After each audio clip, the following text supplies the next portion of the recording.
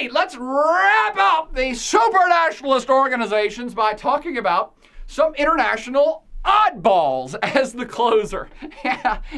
These are entities that are probably familiar to you by name, the G7 or the Nuke Group.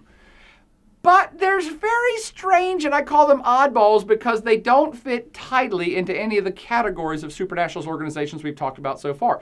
These are groups comprised of member states. They're a country club of sovereign states which get together to do something.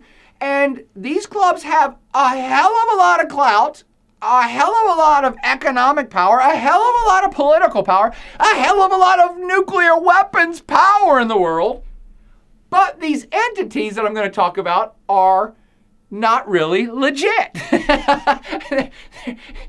Too legit to quit. No, these guys aren't legit at all, so there's nothing to quit.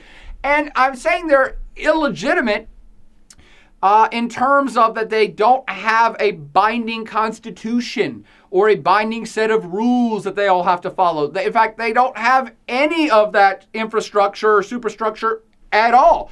It's almost as if that most of these clubs are just groups of countries getting together to informally chat about how they think this should go and what they should do with this, and maybe how as a group they can come to a consensus to all do this in the world. But there's nothing binding that makes them do it. There's no contracts drawn up. There's no legislation passed they have to vote on. No. These are very informal, bizarre groups, but with a tremendous amount of power and their growing influence in the world as well. Now, that's most of the ones they're going to talk about.